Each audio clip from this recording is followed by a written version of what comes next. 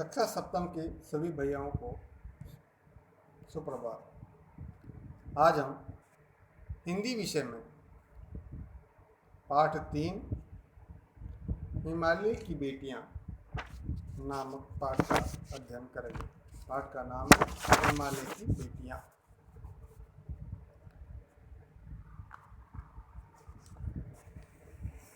इस पाठ के जो लेखक हैं नागार्जुन।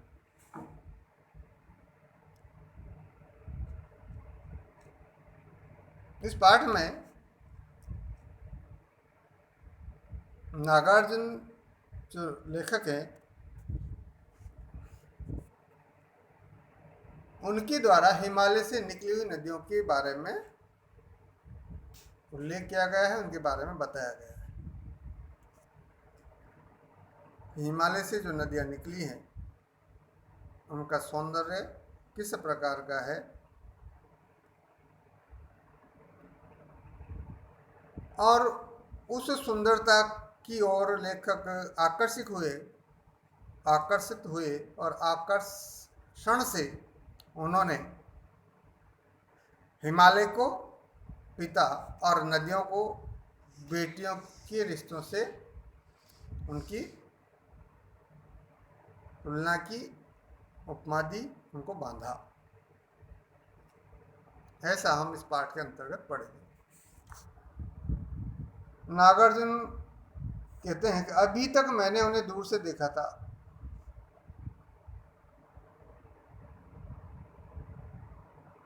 बेटियां, हिमालय की बेटियां।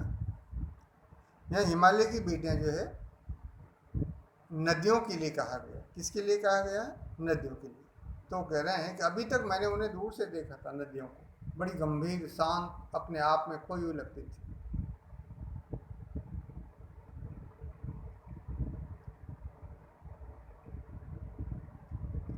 यानी कलकल चलचल बहती रहती थी।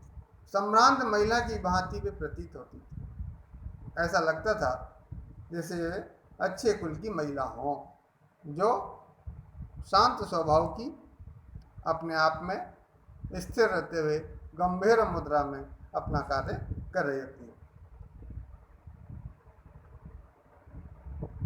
तो नदियों के लिए क्या कहा उन्होंने कि सम्भ्रांत महिला की भांति प्रतीत होती थी। उनके प्रति मेरे दिल में आदर और श्रद्धा के भाव थे और उन नदियों के प्रति मेरे दिल में, किसके दिल में? लेखक के दिल में आदर और श्रद्धा के भाव थे। माँ और दादी, मौसी और मामी को गोद की तरह उनकी धारा में डुबकियां लगाया करता था। जिस तरह माँ की, दादी की, मौसी की और मामी की गोद में मैं बैठता था, उसी तरह उन नदियों की धारा में मैं डुबकियां लगाया करता था, अर्थात नहाया करता था। परंतु इस बार जब मैं हिमालय के कंधे पर चढ़ा तो वे कुछ और रूप में सामने थी। जब मैं हिमालय के ऊपर चढ़ा, उसके कंधे पर पहुंचा तो वे कुछ और रूप में सामने थी। अलग ही उनका रूप दिखाई दिया। मैं हैरान था। यानी मैं कैसा था? हैरान, आश्चर्यचकित। मुझे बड़ा आश्चर्य हुआ कि यही दुबली पतली गंगा, यही यमुना, यही सतलज समतल मैदान में उतरकर विशाल कैसे हो जाती है। यानी हिमालय से तो ये जो नदियां हैं एक सूक्ष्म रूप में वहाँ से निकलती हैं। तो कोई गंगा के रूप में निकली, कोई यमुना के रूप में निकली, कोई सतलज के रूप में निकली, और वो जब यहाँ से निकलती है तो एक संकीर्ण धारा के रूप में निकलती है और समतल मैदानों में जाकर वो उतरकर विशाल कैसे हो जाती है, कितना बड़ा रूप ले लेती है, ये वे मन में विचार करने हैं। इनका उछलना और कूदना, यानी जब जाती है तो ये जब तेज बहाव होता है तो उछलना कूदना, ऊपर नीचे का चढ़ाव जब उनको लगता है तो खिलखिलाकर लगातार हंसते जाना, उछलना कूदना, खिलखिलाकर लगातार हंसते जाना, इनकी ये भावभंगी, इनका ये उल्लास कहाँ गायब हो जाता है? जो इनकी भावभंगिमा है, ये जो इनका उल्लास है, आनंदमय है, ये कहाँ गायब हो जाता है? सिमट जाता है मैदान में जाकर। यहाँ से तो इस तरह उफान से ऊपर से जहरों के जैसे लगती है, गिरती है, और जब मैदान में जाती है तो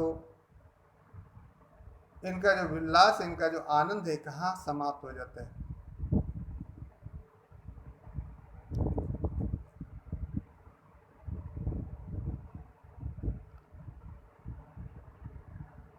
किसी लड़की को जब मैं देखता हूँ, किसी कली पर जब मेरा ध्यान अटक जाता है, तब भी इतना कौतूहल और विस्मय नहीं होता।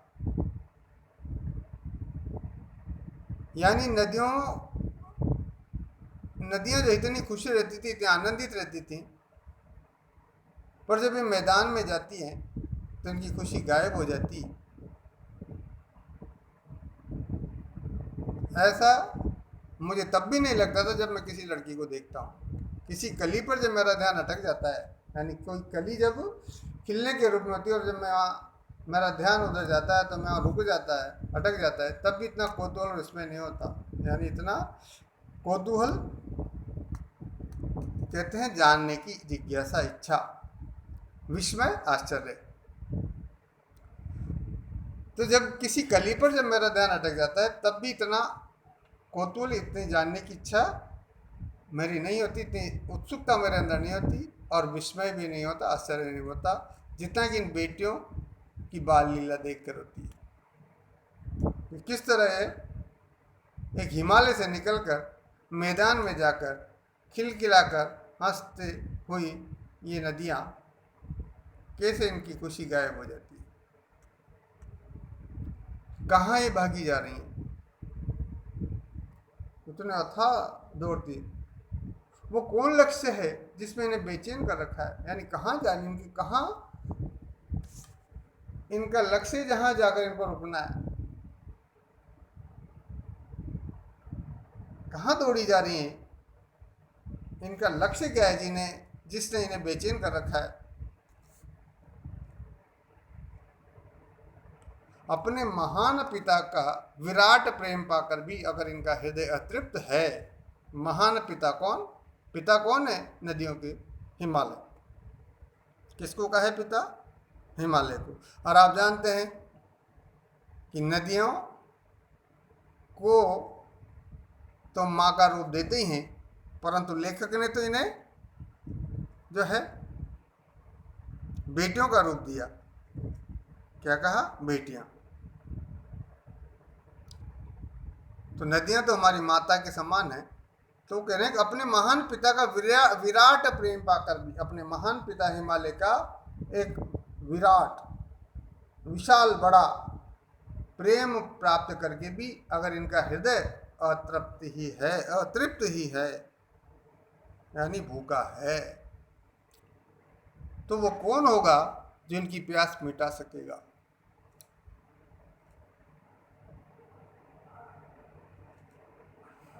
यानी अपने पिता हिमालय का प्रेम पाकर भी यदि इनका हृदय भूखा है, तो ऐसा कौन होगा जो इनकी प्यास मिटा सकेगा। बर्फ जली नंगी पहाड़ियाँ, छोटे छोटे पौधों से भरी घाटियाँ, बंदर आदित्यकाएँ, सरसब्ज उपत्यकाएँ, ऐसा है इनका लीला निकेतन। नदियों के आसपास जब देखते हैं बर्फ,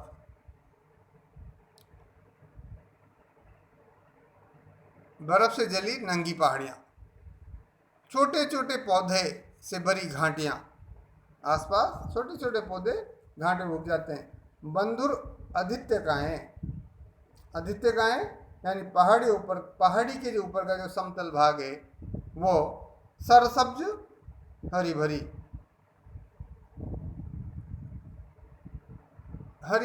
उपत्यकाएँ। उपत्यकाएँ किसे कहते हैं, पहाड़ के नीचे की जो भूमि है वो हरी भरी रहती है। ऐसा है इनका लीला निकेतन, इनकी लीला का घर निकेतन, यानी घर। इन नदियों की लीला का घर इस प्रकार का है जहाँ पर बर्फ जली नंगी पहाड़ियाँ हैं, छोटे छोटे पौधों से भरी घाटियाँ हैं, बंधुर उपत्यका हैं, पहाड़ी के ऊपर का समतल भाग है, और जो है हरी भरी पहाड़ के नीचे की भूमि, घाटी।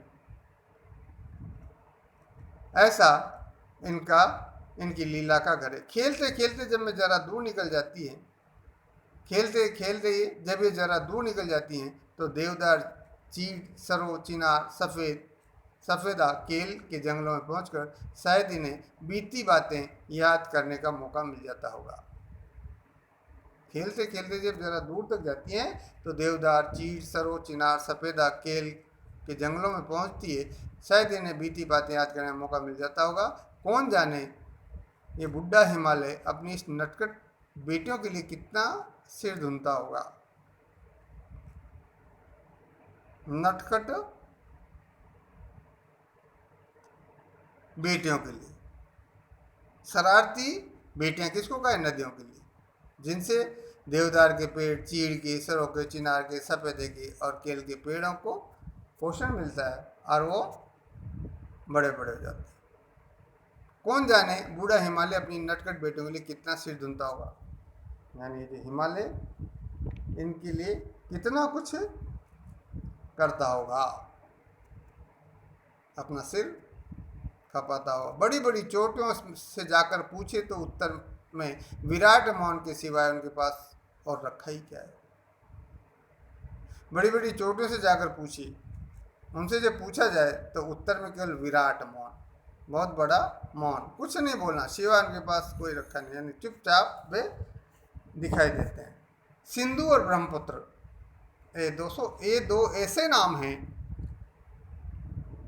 सिंधु नदी और ब्रह्मपुत्र, ये ऐसे नाम जिनके सुनते रावी, सतलुज, व्यास, चनाब, झेलम, काबुल, कुबा, कपिशा, गंगा, यमुना, सरयू, गंडक, कोसी आदि हिमालय की छोटी बड़ी सभी बेटियां आंखों के सामने नाचने लगती हैं। सिंधु नदी और ब्रह्मपुत्र नदी ऐसे दो नाम हैं जिनके नाम सुनते ही बाकी सब नदियों के नाम, यानी हिमालय की जो बेटियां उनके नाम आंखों के सामने आ जाते हैं।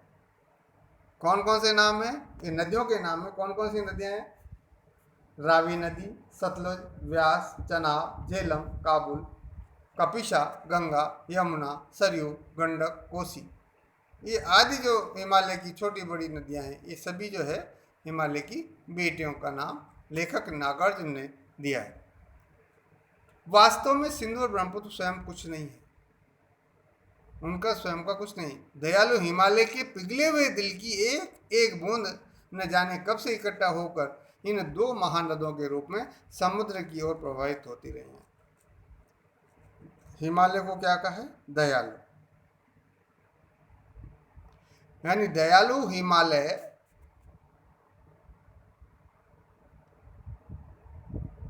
कि पिघले हुए दिल की एक एक बूंद न जाने कितने समय से कब से इकट्ठा होकर इन दो महान नदियों के रूप में, सिंधु और ब्रह्मपुत्र के रूप में समुद्र की ओर प्रवाहित होती रही हैं, यानी बहती रही। प्रवाहित होना, बहना, बहती रही। कितना सौभाग्यशाली है वह समुद्र,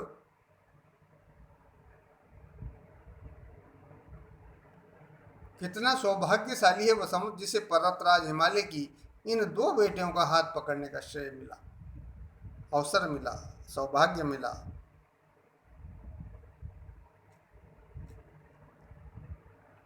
वह समुद्र कितना भाग्यशाली है जिसे पर्वतराज यानी पर्वतों के राजा हिमालय की इन दो बेटियों, कौन दो बेटियों? सिंधु और ब्रह्मपुत्र नदी, इनको, इन दोनों बेटियों के का हाथ पकड़ने का श्रेय मिला, सौभाग्य मिला। जिन्होंने मैदानों में ही इन नदियों को देखा होगा, उनके ख्याल में शायद ये बात आ सके कि बूढ़े हिमालय की गोद में बच्चियां बनकर ये कैसे खेला करती हैं। जिन लोगों ने इन सब नदियों को मैदानों में देखा होगा, उनके ख्याल में, यानी उनके विचारों में, उनके मन में शायद ये बात आ सके कि इस बूढ़े हिमालय की गोद में ये नदियाँ किस तरह छोटी छोटी बच्चियाँ बनकर के खेला करती हैं। माँ बाप की गोद में नंग धड़ंग होकर खेलने वाली इन बालिकाओं का रूप पहाड़ी आदमियों के लिए आकर्षक भले ना हो, हम बच्चे जब बिना वस्त्रों के माँ बाप की गोद में खेलते हैं तो उनका अलग ही रूप होता है। तो लेखक ने इन नदियों के छोटे रूप को के लिए कहा है कि माँ बाप की गोद में जब नंग धड़ंग होकर जब ये बालिकाएं, ये खेलने वाली बालिकाओं का जो रूप है पहाड़ी आदमियों के लिए आकर्षक भले न हो, पहाड़ पर रहने वाले लोगों के लिए आकर्षक अपनी ओर खींचने वाला ना हो, लेकिन मुझे तो ऐसा लुभावना प्रतीत हुआ। लुभावना यानी आकर्षण, आकर्षक। मुझे तो ऐसा लुभावना प्रतीत हुआ कि वह रूप हिमालय को ससुर और समुद्र को उसका दामाद कहने में कुछ भी झिझक नहीं होती है। क्या कह रहे हैं लेखक नागार्जुन कि माँ बाप की गोद में नंग धड़ों खेलने वाली इन बालिकाओं का रूप पहाड़ी आदमियों के लिए आकर्षक भले न लगता हो, परंतु मुझे तो इन नदियों का लुभावना ऐसा लुभावना मुझे तो ऐसा लुभावना प्रतीत था, नदियों का जो रूप है ऐसा आकर्षक लगा कि वह रूप हिमालय को ससुर और समुद्र को उसका दामाद कहने में कुछ भी झिझक नहीं होती। हिमालय को क्या कहा? ससुर, और समुद्र को दामाद। इसमें भी मुझे कोई हिचक नहीं होती। कालिदास की विरही यक्ष ने अपने मेघदूत से कहा था वेत्रवती। वेत्रवती एक नदी का नाम है जिसे बेतवा नदी भी कहते हैं। विरही यानी वियोगी, वियोग, दुख। कालिदास के विरही यक्ष ने अपने मेघदूत से कहा था कि बेतवा नदी को प्रेम का प्रतिदान देते जाना। वेत्रवती नदी अर्थात बेतवा नदी को प्रेम का प्रतिदान देते जाना। तुम्हारी वो प्रेयसी तुम्हें पाकर अवश्य ही प्रसन्न होगी। तुम्हारी जो प्रेयसी है वह तुम्हें पाकर अवश्य प्रसन्न होगी। ये बात इन चंचल नदियों को देखकर मुझे अचानक याद आ गई और सोचा कि शायद उस महाकवि को भी नदियों का सचेतन रूप पसंद था। शायद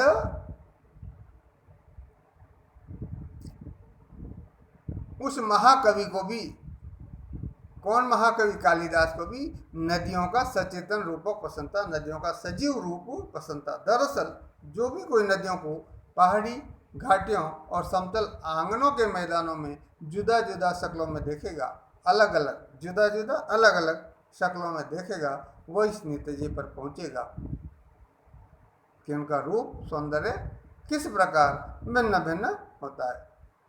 काका कालेलकर ने नदियों को लोक माता कहा, यानी संसार की माता। कालेलकर ने नदियों को संसार की लोक माता की उपमा दी। किंतु माता बनने से पहले यदि हम इन्हें बेटियों के रूप में देख लें तो क्या हर्ज है? किंतु माता बनने से पहले यदि हम इन नदियों को बेटियों का रूप देते हैं, यानी बेटियां भी कहते हैं, तो इसमें क्या हर्ज है, क्या हानि है? और थोड़ा आगे चलिए, इन्हीं में अगर हम प्रेयसी की भावना करें तो कैसे, यानी प्रेयसी यानी प्रेमिका की भावना करें तो कैसा रहेगा? ममता का एक और भी धागा है जिसे हम इनके साथ जोड़ सकते हैं। मां की ममता, ममता यानी स्नेह का लुटाना। ममता का एक और भी धागा है जिसे हम इनके साथ जोड़ सकते हैं। बहन का स्थान कितने कवियों ने इन नदियों को दिया है? बहन का स्थान कितने कवियों ने इन नदियों को दिया है? एक दिन मेरी भी ऐसी भावना हुई थी, तो लिंग की बात है, तिब्बत की बात है, मन उचट गया। मन जो है उचट गया, उदास हो गया तथा तबीयत ढीली थी और स्वास्थ्य जो है थोड़ा नरम था। सतलज के किनारे जाकर बैठ गए। सतलज क्या है? नदी। सतलज नदी के किनारे पर जाकर के मैं बैठ गया। दोपहर का समय था और नदी के किनारे पर पेड़ लटका दिए पानी में और वहां पर बैठ गया। थोड़ी ही देर में उस प्रगतिशील जल ने असर डाला। प्रगतिशील जो निरंतर लगातार बह रहा था, बिना रुके निरंतर जो प्रवाहित हो रहा था, उस प्रगतिशील जल ने असर डालना प्रारंभ किया। उसका असर दिखाया। तन और मन ताजा हो गया। यानी जब उसकी ठंडक मेरे पैरों को छुई तो मेरा तन और मन ताजा हो गया और मैं जो है लगा गुनगुनाने। मैं गुनगुनाने लगा। मैंने इस प्रकार अपने मन से, लेखक कह रहे हैं कि जब मैं सतलज नदी के किनारे पर जाकर बैठकर पानी में पैर लटकाए तो उससे मेरे मन तरोताजा हो गया और मैंने जो है कुछ पंक्तियाँ उन नदियों के लिए अपने मन से गुनगुनाना शुरू किया कि जय हो सतलज बहन तुम्हारी, लीला अचरज बहन तुम्हारी, हुआ मुदित मन हटा कुमारी, जाऊं मैं तुम पर बलिहारी, तुम बेटी यह बाप हिमालय, चिंतित पर चुपचाप हिमालय, प्रकृति नटी की चित्रित पट पर अनुपम अद्भुत छाप हिमालय, जय हो सतलज बहन तुम्हारी। क्या कहा उन्होंने?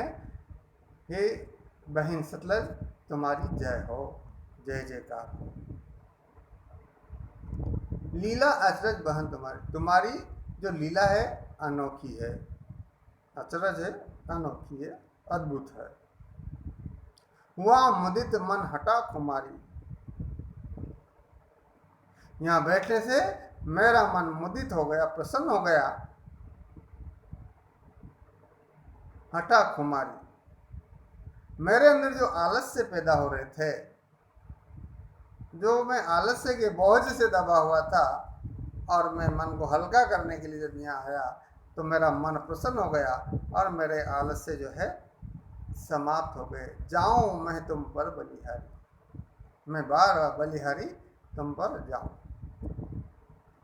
तुम बेटी यह बाप हिमालय, तुम इस हिमालय की बेटी हो और तुम्हारे पिता हिमालय, चिंतित पर चुपचाप हिमालय। चिंतित है यानी उनको चिंता है, पर फिर भी हिमालय चुपचाप खड़े हैं।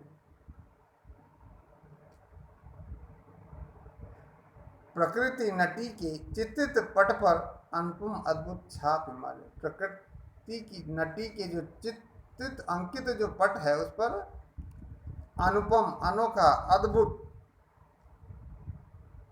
छाप हिमालय, हिमालय जो अनोखी छाप छोड़ता है। जय हो सतलज बहन तुम्हारी, जय हो सतलज बहन तुम्हारी, हे सतलज बहन तुम्हारी जय जयकार हो। इस प्रकार ये जो पाठ है नागार्जुन द्वारा रचित लिखित संपूर्ण हो गया है। आशा है आप सभी भैयाओं को कुछ समझ में आया होगा। इस पाठ का वाचन करते हुए अध्ययन करेंगे, इसके भाव को समझने का प्रयास करेंगे और इसके शब्दार्थ अपनी अभ्यास पुस्तिका में उतारेंगे। ऐसे ही आप सभी से अपेक्षा है। धन्यवाद।